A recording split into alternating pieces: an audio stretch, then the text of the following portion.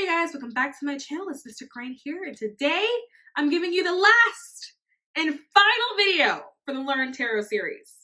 And I'm pretty sure that you guys are really excited about it.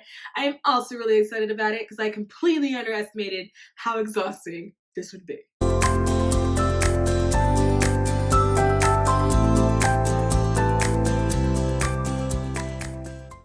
So like I said before, the swords govern the element of air. Air governs our mental state, intellectual anything, analytical ability, planning, strategy, anything that lives in the brain, anything that requires intellectual capacity and power, that is what the swords govern. For the family, we're going to look at them as the royal family. They are the royal family of the swords, or of the mental state. Okay, and they govern all things that go with that because they're royal and they rule, and those are the court cards. So before we jump into it, I first want to reiterate what other titles they can have based on the deck that you have, right? Because not every deck will the court cards be labeled as a page, a knight, a queen, and a king. In some decks, a page will be seen as a maiden, a princess, a daughter, or a child. I have seen modern decks where it's a child. The knight will be a warrior or a prince or a seeker. Again, I have seen more modern day decks have a knight depicted as a seeker.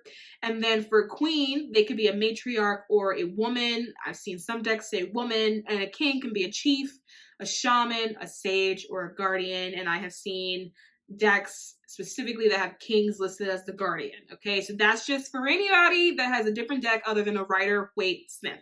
So Major Arcana cards govern overall themes and archetypes of things that are happening in our life. Minor Arcana cards are talking about the details of various aspects of that major theme or archetype of things happening in our life. The court cards are talking about the people that are in the situation of the big theme and the little details of things happening in our life. So for the court cards in the sword suit, I want you to think of them as a royal family, and it's the royal family that governs the swords, okay? And the elements and the mentals and everything that goes with that. So for occupations, think of them in this way with this particular energy. So they can be your scientists, they can be your researchers, your engineers, your lawyers. That's a big one, because remember, swords is intellect, it's ideas, but it's sharp. It's sharp intellect, it's sharp ideas. It's not necessarily anything inspired. That all lives in the wands and then fire energy. It's sharp, okay? Military, any type of sort of people that work with computers, analysts, pilots, detectives, surgeons, any type of thing that requires a really skilled problem solver. That is what lives in the swords, and those are the occupations that the court cards, that royal family govern, right? So when you're thinking of a page and a knight and the queen and a king, because it's a royal family, think of them as members of the family. The queen and the king are the mother and the father, the page is the child, and then the knight is the teenager in the family. Now think of the swords and the energy that the swords represent, that sort of that mental capability, that intellect, your overall sort of mental health and mental well-being. And think about how a child or a page would approach that energy. Think about how a teenager or a knight would approach that energy, and how a mother or a father or a queen or a king will approach that energy. So let's start with the Page of Swords. So you got a Page of Swords here, and so you got to think, right? So that's our child. So what does children do with new sharp ideas? How do they use that? There is a level of immaturity there when it comes to dealing with things that involve sort of that mental prowess and that sort of intellectual capability and that wit, right? There's an immaturity thing here, but because he's a page and he's young, he's holding his sword, it's this idea of getting sort of these intellectually sharp, inspired ideas and then trying to figure out what they want to do with them, how they actually want to use them, and what that'll actually look like.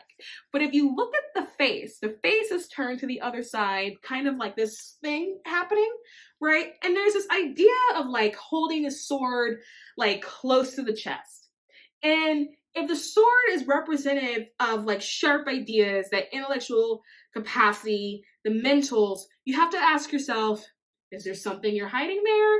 It feels like you're doing that with a level of discretion. There's some secrecy thing that's going on there. And what is that about? Because remember, it is how a child would handle it. So there's a level of immaturity thing, or immaturity that's there.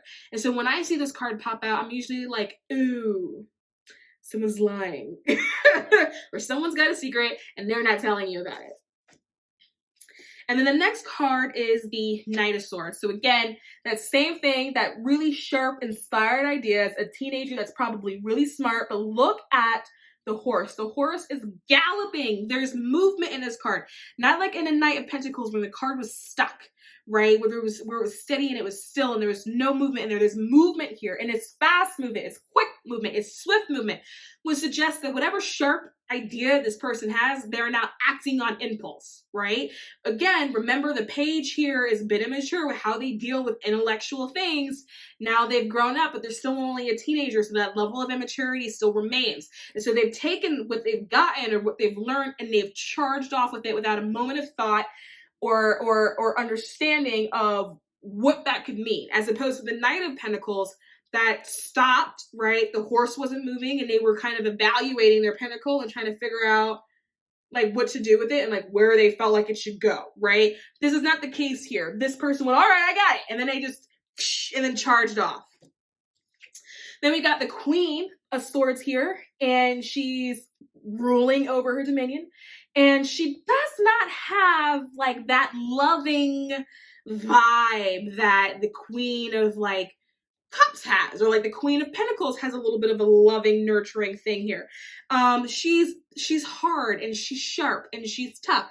And you see her sword is up here. So, and her hand is up. So there's an element of decision making that's happening here and her deciding on what she wants. However, she's doing so in a very sharp way. And it's a hard mother love. It is a tense mother love, a strict mother love. There's a very strict motherly feeling that's happening here. But you have to think, if you've got it's a mother acting out the energies of that intellectual thing that air signs have, right? Think about like a hard Gemini mother or a hard Libra mother, because I believe Queen of Swords is actually Libra, and then the need to have to make a decision. She looks very much like the Justice card, right? Except this one is not impartial. She's looking. She's like, what are you doing? Huh? You gonna do that? You gonna do that? And last, we've got the King of Swords. Now, the King of Swords, I like him. He takes no shit. I like him. But notice there's no water there, right? Water is very important because that means that every decision that he's making, because his sword is still up, remember? So there are decisions that still need to be made.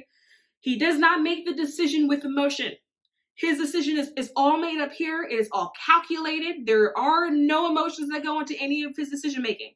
It is a person that has been able to accept that air energy and harness that intellectual capability and leave emotion at the door and make decisions purely based off of that.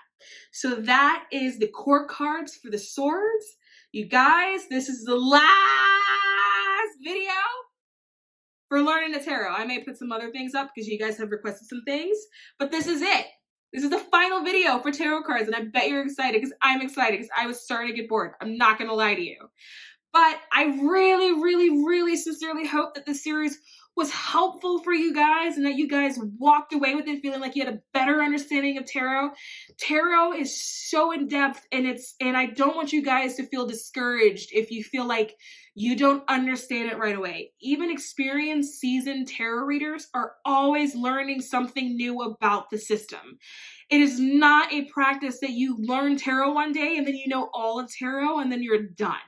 You will always be learning about it. It is a journey because it's part of your spiritual journey. You will always learn new things. You will always find new insights. You will never reach a point in the road where you feel like you know all that there is to know about tarot. It's just part of what it is. But I do hope that this video has gotten you further down your journey and you feel like you were really able to take some things away from it, and that you have a much better understanding of tarot, of the system, of why it is the way it is, and that it'll be so much easier for you guys to remember the cards when you see them. As always, guys, if you like what you see, subscribe to this channel. Thank you for watching, and I'll see you guys soon.